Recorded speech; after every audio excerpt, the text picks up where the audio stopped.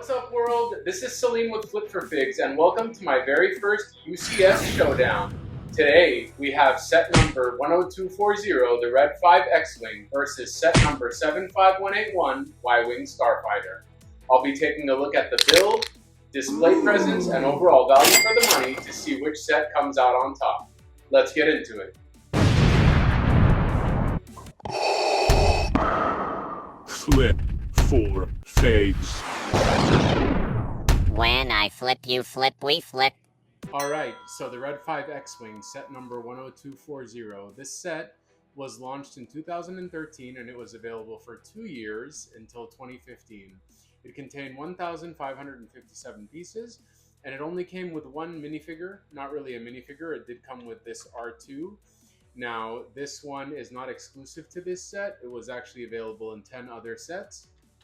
In terms of the build, the main part of the ship came together very nicely, and it's a fun build. The wings can feel repetitive, obviously, because you're essentially building 4 of the same things, but it is, very satisfying putting it together, especially when you kind of, you can see how they're going to be able to move up and down with that knob on the back of the X-Wing.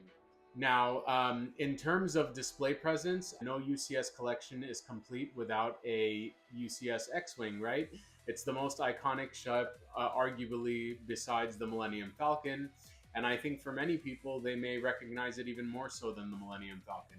It is a beautiful Lego set. The detail on the cockpit was actually a sticker. I definitely think it should have been a printed element.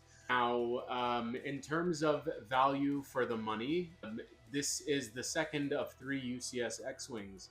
So at this point, the most recent X-Wing, which came out a couple years ago, is still pretty easy to get. It may still even be available at retail, and so it's diluted the value of this Lego set quite a bit.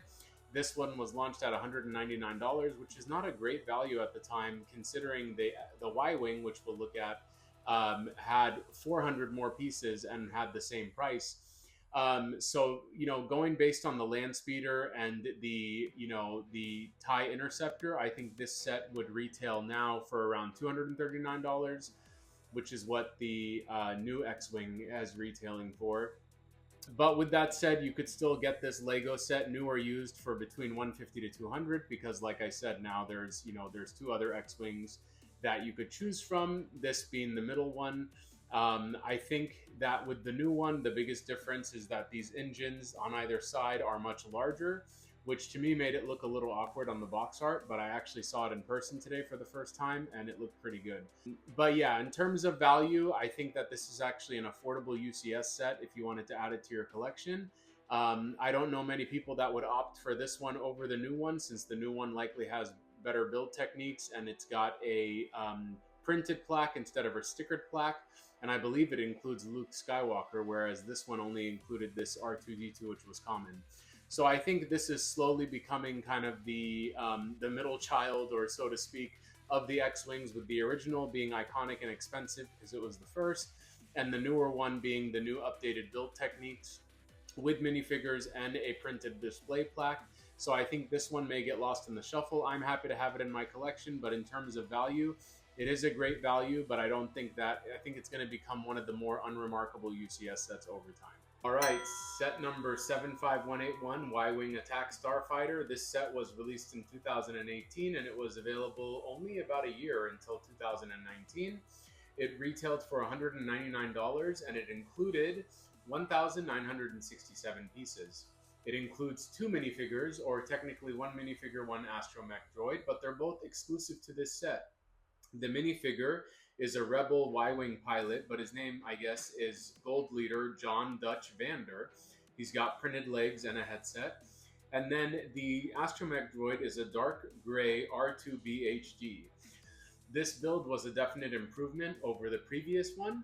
However, it still suffers some of the same issues as the previous one, including the fact that the cockpit is the size of a minifig scale Y-Wing cockpit.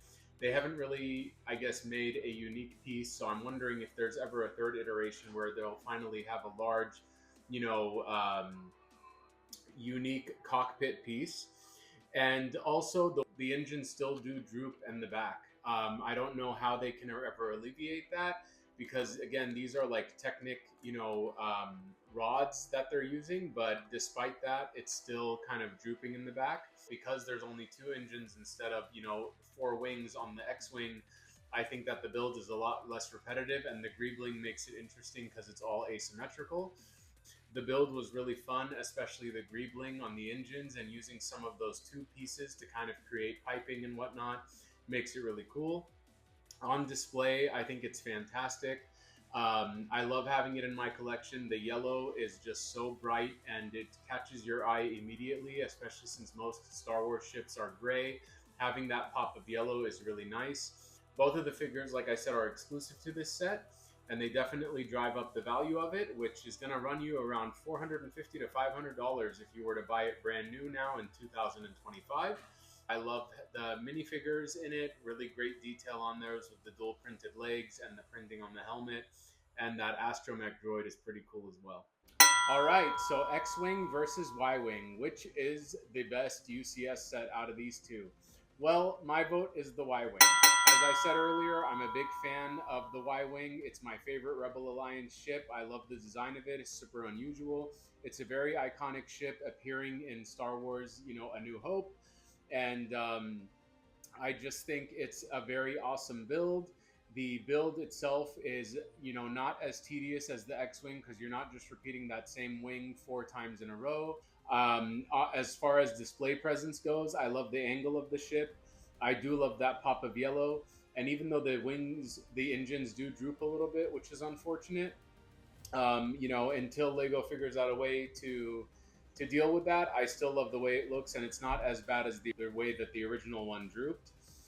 In terms of value for the money, at launch, even though this came out 6 years later than the X-Wing, it was the same price of $199, but it had 400 more pieces, which is just really incredible because, as we've seen lately, LEGO prices go up and you get less for your money. So this is one instance where 6 years later, you paid the same price and you got more for your money, which is just really cool. It also did include those, that exclusive Y-Wing fighter pilot, which has dual molded legs, as well as that exclusive astromech droid, compared to the X-Wing, which only had an R2-D2 that was available in 9 other sets. And in terms of stickers, both the X-Wing and the Y-Wing have their fair share of stickers, including stickers on the cockpit. My biggest complaint about the design of the Y-Wing is the fact that the cockpit is a minifig scale cockpit, which is how the original managed it too. I wish it did get a unique piece, kind of like the B-Wing and the X-Wing and the A-Wing did, but it does not, unfortunately. So we'll have to see if it gets a third version, if they finally make an exclusive cockpit piece for it. But yeah, I think value for the money at the time of launch, it was definitely a great value, being $200 for over 1,900 pieces with 2 exclusive minifigures. Now, after the fact, it's going to run you double the price of the X-Wing, but the X-Wing, that's only because, there's 3 versions and the current version is still available now. I assume that the price of this Red 5 X-Wing will go up once the newer one retires. But until now, you're going to be paying a lot more money for the Y-Wing, but you are getting 400 more pieces as well as 2 exclusive minifigures. Also, unlike the X-Wing, the Y-Wing is a more unique ship. It's not a household name like the X-Wing is. So it's only time will tell if we even get a third version of it. I think we will, but I don't think it'll be for a while, especially since this one just retired in 2019. But yeah, overall, my pick this week for the best UCS set out of these two is got to be the Y-Wing Starfighter. Alrighty, folks, if you love watching Star Wars UCS content, please consider subscribing to my channel. I do regular videos of my UCS Star Wars collection, and this is the first episode in a series where I'll pit 2 different Star Wars UCS sets against each other to pick my overall favorite. So if you like this video and you want to see more like it, please consider subscribing to the channel. When I flip, you flip, we flip.